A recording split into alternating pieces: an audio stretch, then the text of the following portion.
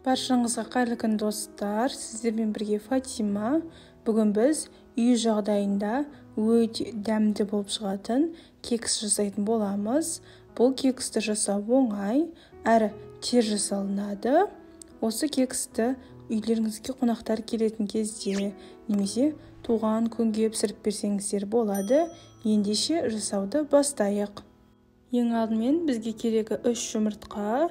Жұмыртқамыз бөлме температурасында болуы қажет. Жұмыртқаның үстіне шекерімізді қосып, жақсылап тұрып араластырамыз.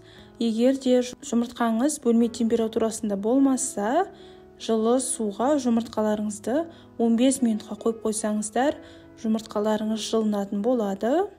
Достар, бұл жерде жұмыртқамыз ағарғанша араластырамыз венчикпен, сосын оның үстіне ерітілген сары майымызды құямыз. Бұл жерде сары май немесе пісте майын қоссаңыздар болады. Ерітілген сары майымызды қосып болған соң, ендігі кезекте жылы сүтімізді қосамыз. Достар, бұл жерде біздің сүтіміз ыстық болмауы керек. Сүтімізді қосып болған соң, ұнның кезегі. Ұнды міндетті түрде електен өткіземіз. Ұнымызды қосқан кезде қопсытқышты қосуды ұмытпайық. Бұл жерде 1 шай қасық қопсытқыш қосамыз. Достар, осы кекстің толық рецептін видеоның астына қалдырып кететін боламын. Ұнымызды қосып болған соң, ендігі кезекте 50 грамм жүгері крахмалын қосамыз.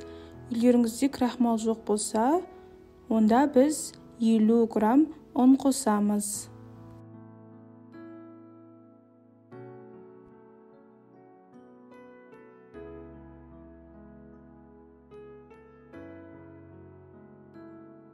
Крахмалымызды қосып, жақсылап тұрып араластырған соң, бізде осындай қоймалшың, біркелкі қамыр шығуы қажет.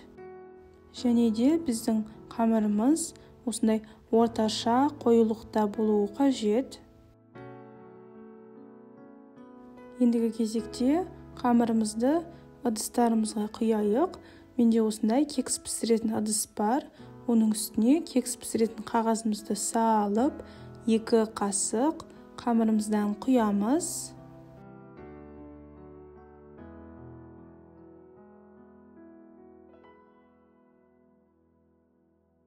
Және де кекстарымызды ыдысымызға құйып болған соң, осылай үстелдің үстіне ұруымыз қажет.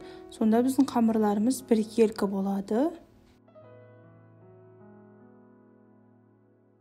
Осы қамырдан 16 штук кекс шықты. Кексімізді қызып тұрған пеште 180 градуста 25 минут пісіріп аламыз. Мінекей, біздің кекстарымыз қызарып пісіп шықты. Кексіміздің піскен-піспегенін біз таяқша арқылы білсек болады. Осындай таяқшаны кексімізге кіргізіп көреміз. Біздің таяғымыз құрғақ болып шықса, біздің кексіміз пісті деген мағынаны білдіреді. Кекстарымызды 5 минут суытып алып, сосын пышақтың көмегімен осылай видеода көрсетілгендей қылып, домалақ қылып, кекстің төбесін осылай кесеміз.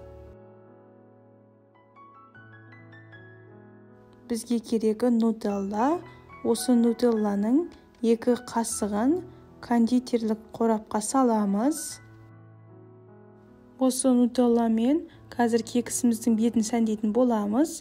Нутелланың орнына вареный сгущенка немесе үйлеріңізде қандай варенье бар, сонымен сәндесеңіздер болады.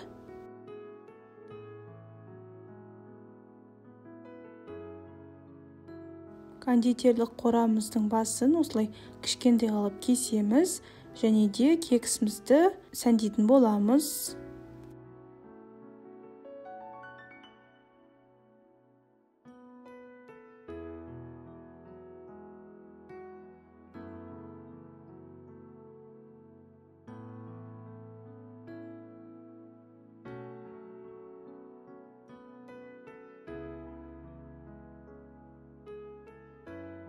Осылай нутелламен әдемі қылып сәндейміз.